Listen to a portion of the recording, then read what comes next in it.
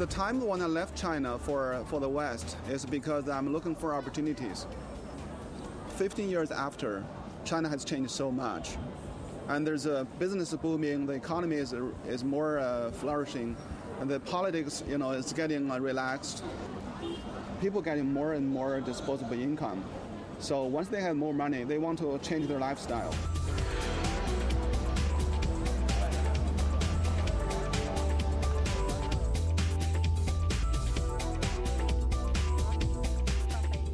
Government, I would say, encourage companies to pay big money to lure the talents back to China.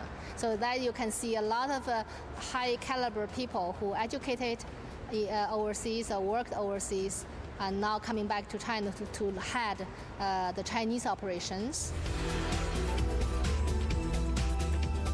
It's about openness, globalization for me. I think that I've seen today people are able to go to other countries and cultures and experience that, but yet come back to their own and to use what they've learned and apply it in a Chinese context.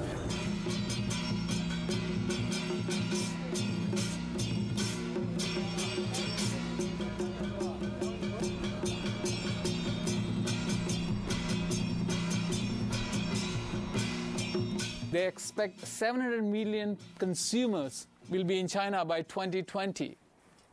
Huge buying power, right? This is what luring everybody to come to China and set up a shop, because this is going to be a huge consumer market. If you walked around in the main streets of Beijing, you can see a very top brand shops there. These are not the foreigners who are shopping in those shops. These are the local people. People love the international brands and willing to go and put the extra money to get them. More than half the population are living in the rural area, right? So those people are likely to migrate to urban cities. That means the new cities need to be built, new airports need to be built, new highways need to be built, new schools need to be built, right? It's a huge effort for the government to support that transformation.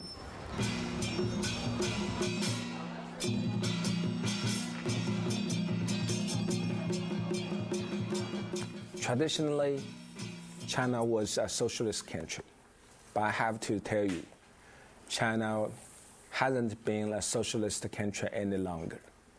We are very capitalist.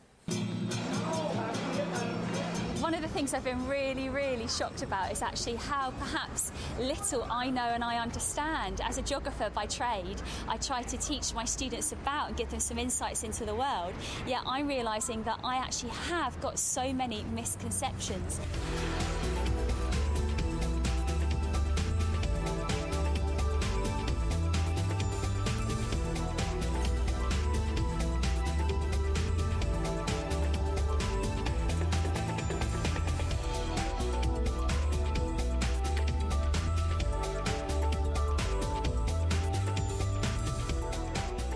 It's unlucky the weather is not good.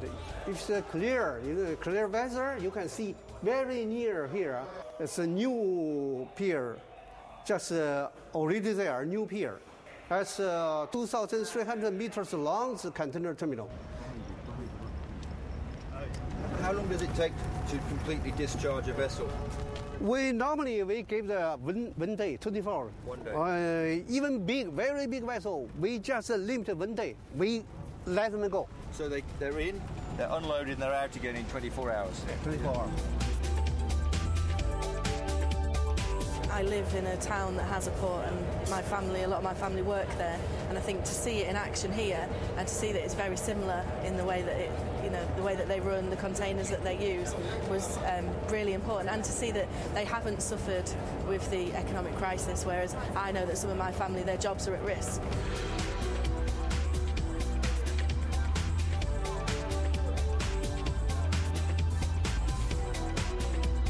Social policy in this country is still very weak. Medical care, very expensive. This situation now is getting very worse. Particularly, inequity is also expanding. So I see a lot of social tension. Bottom class truly is very less able to take care of themselves, but the irony is government is not able to take care of them.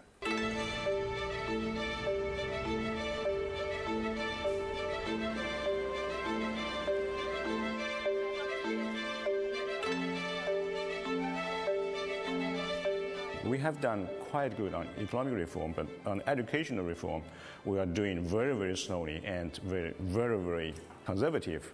The Chinese students study very hard. They are the hardest students in the world, I think. But they're not so creative. They follow the teachers, they follow the parents. When you ask them, do you have an opinion on what kind of job you would have? They said, well, my mommy told me to be a professor in the university. I said, what are your opinion? I said, well, I haven't got an opinion yet. The teachers always force the students to study, force them to do lots of homework, but they don't think why they have to do this. 像这样的教育啊，束缚了孩子们的发展，束缚了孩子们的那个能力的展示。They were interested in how we do things in the UK. We're more interested in the whole person rather than just in terms of academic results in the UK. And the Chinese, I think, from talking to the people this week, want to take a bit of that from the UK system and bring it into the Chinese way of approaching education.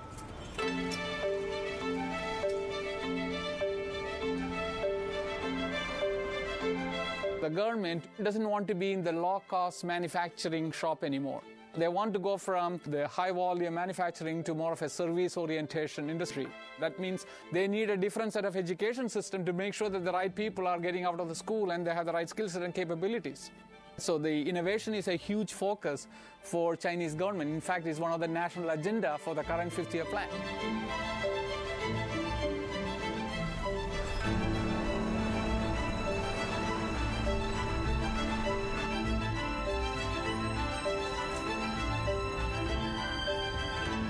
I came from Shanxi province, a remote area, and that province was mainly the coal as an industry. It got the highest rate of cancer in China, incredibly high. In my family, the people all I remember that passed away, they're all cancers.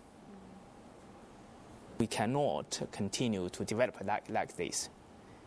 You imported a lot of iron ore, you imported a lot of oil and coal and burn that to make industrial products and export that and damaging the environment, and then you bear a huge cost later on for that.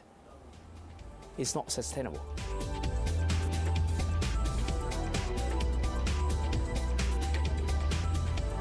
I think sometimes we get hung up with the small things, the real day-to-day grind that is trivial in the big scheme of things, but we get so caught up in it that we lose sight of the bigger picture. And I think for me as a teacher, I need to bring that bigger picture into the classroom. Our students tend to be very insular and won't travel out anywhere else, and so we really need to broaden their minds and say, you need to now make yourselves really employable out there. China is developing rapidly and fast, just like an express train. So you have to jump on this train to enjoy it, because opportunity is there. If you don't catch it, it's just gone. It's gone forever.